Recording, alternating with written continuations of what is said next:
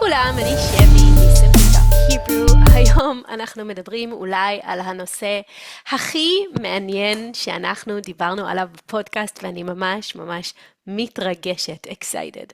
אז תחשבו שאתם הולכים עיר גדולה כמו ניו יורק או טוקיו או מקום כמו הונג קונג, ואתם מסתכלים על כל הבניינים ואתם אומרים וואו, אנשים עשו את כל זה, זה ממש משוגע. צריך להיות כל כך חכמים וכל כך אינטליגנטים לבנות ערים ענקיות עם כל כך הרבה דברים ותשתיות, infrastructure. אז היום אנחנו מדברים על ערים, cities, ערים של נמלים. נמלים זה ants, אוקיי? מילה מאוד חשובה כי אני אגיד את זה הרבה מאוד היום. נמלים, אוקיי?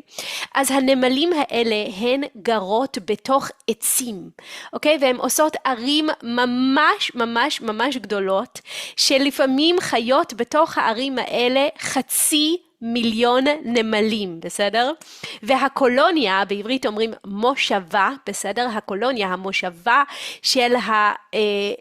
של הנמלים האלה היא כל כך גדולה, שהיא לפעמים על כמה עצים. וכמו בני אדם, הם צריכות לבנות את העיר שלהם, והם צריכות להילחם, to fight, ולהגן, to defend, הם צריכות לאכול, הם צריכות לעשות הרבה דברים. אז אנחנו נדבר היום בסוף על מחקר, research ישראלי מאוד מעניין, שמראה שאם אנחנו נותנים בעיה ואנחנו נותנים לבן אדם לפתור, to solve בעיה, אז אוקיי, בן אדם הוא יותר אינטליגנטי מנמלה. וואו, בסדר, מצוין. אבל אם אנחנו לוקחים קבוצה של אנשים וקבוצה של נמלים, הנמלים יודעות לפתור, to solve, לפתור את הבעיות יותר טוב. מה זה אומר? זה אומר שיש להם מחשבה קולקטיבית. אפשר אולי לחשוב על כל הנמלים כמו יצור, creature, כמו יצור אחד. אז לא בדיוק, אנחנו נדבר על זה בסוף. אז קודם כל, אנחנו מדברים היום על נמלים אורגות, weaving ants, בסדר? הן קטנות, בגודל של גרגר אורז, הן בערך 8 מילימטר, והן בונות קולוניות מושבות מאוד גדולות ומאוד חכמות שעשויות מעלים, from leaves, הן עשויות מעלים. אז איך הם בונות את הבתים שלהם? הרבה מאוד נמלים באות ביחד לעלה אחד, והם עושות כמו שרשרת, like a chain, והם ככה אחת, ותופסות את העלה, ומושכות, עד שהוא מאוד קרוב לעוד עלה, to another leaf. עכשיו, התינוקות של הנמלים האלו, בדיוק כמו תולעי משי, like silk moth or silk worm, גם התינוקות זה ממש משוגע, של הנמלים האלו הם גם עושות משי, they make silk, אוקיי? עכשיו, בדרך כלל, תולעים, worms, הם עושות משי ככה אומרים silk, בסדר? הם עושות משי בשביל לעשות קקון בעברית אנחנו אומרים גולם, אוקיי? אז התולעים בדרך כלל הן עושות את המשי בשביל לעשות גולם, אוקיי? אבל פה קורה משהו משוגע, זה ממש הנמלים לוקחות את התינוק הקטן בפה שלהם והן שמות אותו ליד העלה והתינוק מתחיל להוציא חוט של משי, a thread of silk, והן לוקחות אותו עד לעלה השני והחוט של המשי הוא מאוד דביק, it's very sticky, אז הן לוקחות אותו הלוך חזור, back and forth, הלוך חזור, וככה הוא מדביק את העלים כמו גלוגן, כמו דבק חם. ואז יש בית בעצם גם לתינוק, אז התינוק לא צריך קקון, לא צריך גולם. אז כשחושבים על זה, זה כל כך מעניין, במקום גולם אחד לכל תינוק, זה קצת כמו גולם קולקטיבי, a collective cocoon, גולם קולקטיבי, אז בעצם יש בית אחד גדול עם הרבה מאוד תינוקות, והם יכולים להיות שם בטוחים ומוגנים protected עם אקלים זה climate, עם אקלים טוב, ואז הם לא צריכים את הגולם. אז בעצם הקולקטיב בונה לתינוק כמו מין קופסה בטוחה, ושומר עליו ואפילו מאכיל אותו. וזה כל כך מעניין, וזה ממש, אני חשבתי על הקיבוצים, אולי אתם מכירים את הקיבוץ בישראל, שהם היו בהתחלה, ממש בהתחלה של ישראל, באו לפה הרבה אנשים והם בנו קיבוצים שזה כמו קומונה קומוניסטית, ובאמת היה להם שם בית ילדים, ששם כל הילדים היו, במקום להיות כל אחד במשפחה שלו. היום הם כבר לא עושים את זה, זה לא כל כך רדיקלי, יש קיבוצים אבל הם לא כל כך רדיקלי כמו שהם היו, אבל זאת מחשבה מאוד מאוד מעניינת שכבר ברמה הביולוגית, הנמלה האינדיבידואלית כבר ממש בהתחלה היא עוזרת לבנות את הבית הקולקטיבי ואז היא מוגנת, she is protected, היא מוגנת בתוך הבית הזה. אני אומרת היא, כי ככה אומרים בעברית נמלה, אבל באמת הקולוניות האלה של הנמלים הם קולוניות רק של בנות, אוקיי? רק של נקבות. יש מלכה אחת, ובדרך כלל רק היא מטילה ביצים, only she lays egg, רק היא מטילה ביצים. והמלכה, זה פשוט מדהים, המלכה בעצם יכולה לבחור, to choose, יכולה לבחור אם היא רוצה בנים, או היא רוצה בנות, באמת, היא יכולה לבחור, אוקיי? איך היא עושה את זה? היא יכולה להפרות, to fertilize את הביצים, ואז הם יהיו בנות, נקבות, או שהיא יכולה לא להפרות, not to fertilize, ואז הביצים האלה יהיו בנים, זכרים. אז בדרך כלל היא רק רוצה בנות, בסדר?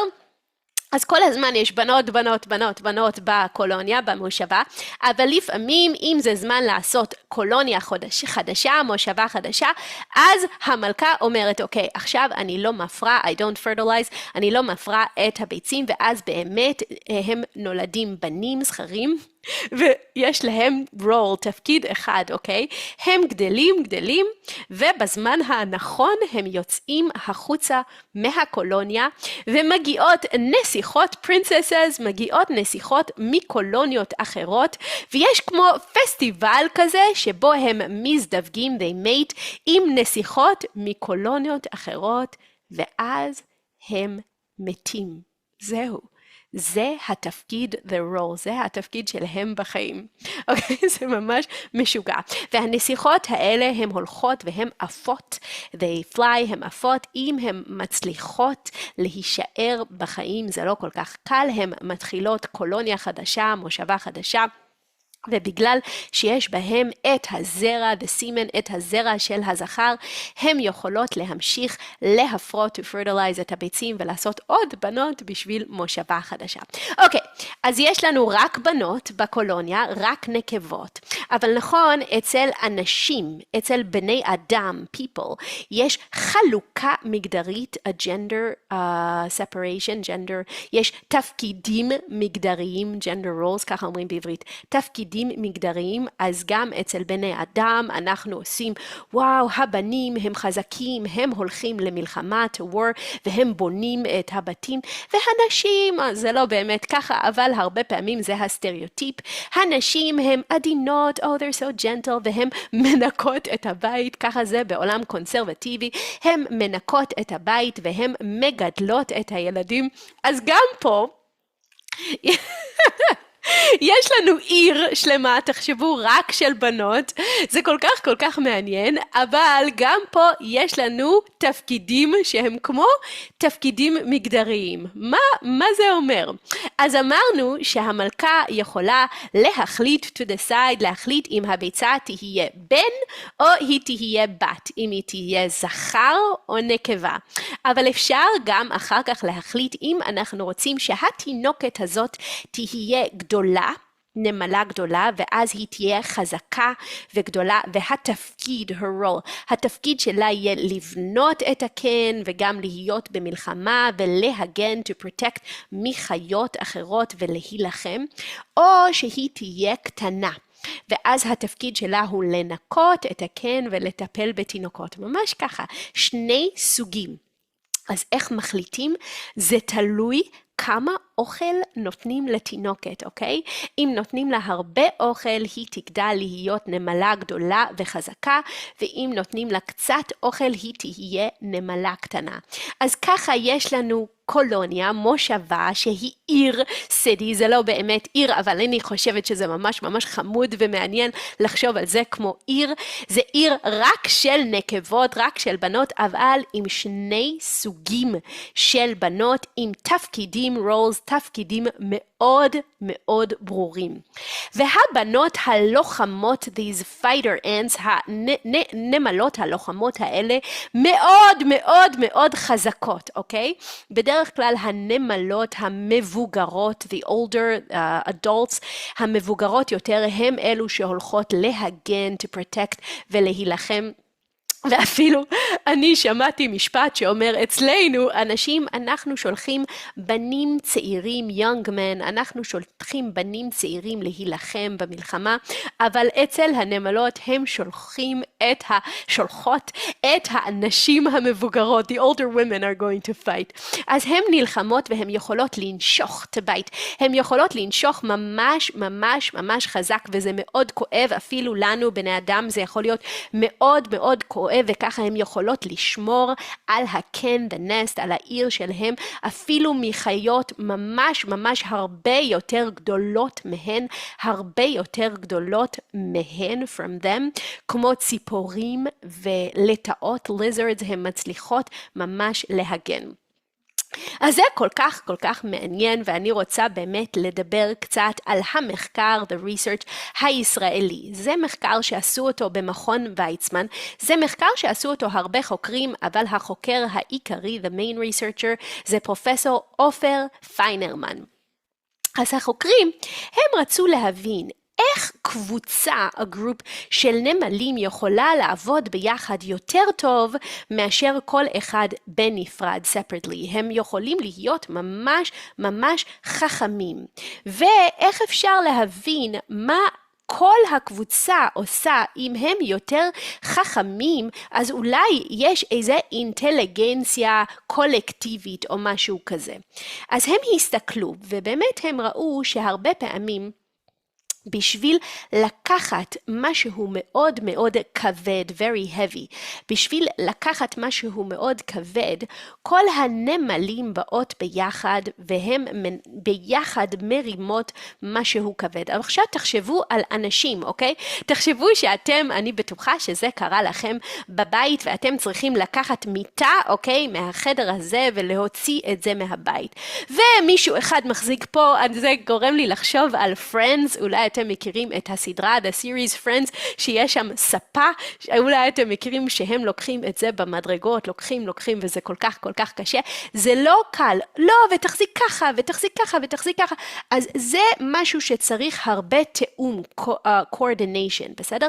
וצריך להחליט ביחד, וכשהקבוצה גדולה צריך להגיד, כשמגיע עוד מישהו שבא, אז צריך להחליט. אז זה משהו שדורש הרבה אינטליגנציה והרבה עבודה ביחד. אז מה שהם עשו, הם לקחו דבר והם עשו את זה בצורה של T, בסדר? והיו צריכים ממש כמו לקחת את הספה, the sofa במדרגות and the steps, היו צריכים לקחת את הדבר ה-T הזה בתוך מבוך, in a maze, בסדר? והם לקחו גם נמלים וגם אנשים וביקשו מהם לקחת את הדבר הגדול הזה בתוך המבוך in the maze. ומה יצא? אז בסדר, אם לוקחים אדם אחד, הוא יותר חכם מנמלה אחת. אבל מה שאני אמרתי בהתחלה, אם לוקחים קבוצה גדולה, הנמלים היו הרבה פעמים יותר טובות מבני האדם, בסדר? הם למדו מהטעויות שלהם, הם זכרו מה היה לפני זה, והם הגיעו להחלטה משותפת together עם אינטראקציות פשוטות מאוד, ולא היה להם מנהיג, without a leader, בסדר? אז לא כל נמלה היא חכמה, אבל הקבוצה עובדת כל כך טוב ביחד, שהיא יכולה לפתור בעיות, to solve problems, לפתור בעיות יותר טוב מקבוצה של בני אדם. אז מה זה אומר, אוקיי? המחקר הזה מראה שלא צריך רצון מודע. We don't need a conscious will, בסדר? לא צריך רצון מודע, לא צריך מנהיג מרכזי, a leader, ולא צריך תכנון, a plan מרכזי, a central planning, בסדר? ועדיין אפשר לעשות תוצאה, תוצאה קולקטיבית מאוד מאוד מאוד חכמה. איך הם עושים את זה? כל נמלה יש לה ממש כללים, כללים פשוטים שהיא עובדת לפי הכללים האלה, והיא רואה מה אחרים עושים, והיא יודעת, אם הוא עושה ככה, אני עושה ככה. אם היא עושה ככה, אני עושה ככה. אז יש פה איזה אינטליגנציה קולקטיבית, או הם קוראים לזה קוגניציה קבוצתית, אבל זה לא תודעה, consciousness, זה לא תודעה, זה פשוט עובדים, כל אחד יודע איך לעבוד כשהשני עובד, ואז הקבוצה יכולה לעשות בעיות מאוד מאוד מאוד מאוד קשות לפתור את הסל. אז פרופסור פיינרמן וכל החוקרים האחרים הם אמרו שהקוגניציה הקבוצתית, this group cognition, יכולה באמת לקרות כשיש הרבה אינטראקציות של כל אחד, וכל אחד יודע בדיוק מה לעשות כשהשני עושה, ואין פה באמת רצון, will, זה לא שאפשר לדבר על כולם ביחד כמו איזה יצור, like a creature, איזה יצור אחד שהוא 500,000 נמלים, לא, זה לא עובד, אבל יש אינטגרציה. זהו, אני כל כך אהבתי לקרוא את הדברים האלו ולהכין את הפודקאסט היום. פשוט הייתי בשמחה כל הבוקר, וכל מי שמדבר איתי, אני רק מדברת על נמלים, כי זה כל כך מדהים. ובפרק שעבר בפודקאסט, אנחנו דיברנו על החברה החרדית, שהיא חברה הרבה יותר קולקטיביסטית מחברה מערבית in the West, הרבה יותר קולקטיביסטית. אולי אני אדבר קצת, אולי אני אעשה פרק על זה, זה מעניין, על ההבדל בין חברה קולקטיביסטית וחברה אינדיבידואליסטית. זה מעניין. בכל אופן, בפרק שעבר אני אמרתי שיש כל כך הרבה דרכים לחיות, ואני באמת מאמינה בזה. יש הרבה דרכים לגיטימיות. אנחנו כבני אדם, יש הרבה דרכים שבהם אנחנו מתארגנים, we organize, כקבוצה או כאינדיבידואל, ואנחנו לומדים איך לחיות. אבל כל זה רק כשמדברים על בני אדם. אבל אם אנחנו מתחילים לדבר על חיות גם, זה פשוט מדהים איך יש כל כך הרבה סוגים של חיות, וכל חיה, כל קבוצה מוצאת איזה דרך להתארגן, to organize ולחיות, ולשרוד, to survive, ועושים את זה ביחד. ולפעמים החיות הקטנטנות האלו, שהן לא יותר מ8 מילימטר, יודעות לחיות ביחד אפילו יותר טוב ממנו בני אדם. זאת מחשבה מאוד מאוד מאוד מעניינת. תודה רבה לכם, אני מקווה שזה היה מעניין, ואנחנו נתראה בפרק הבא. שיהיה לכולם הרבה מזל והרבה בשורות טובות, ושנדע לעבוד ביחד וגם לכבד כל אחד את האינדיבידואל. יאללה, יום טוב לכולם, להתראות.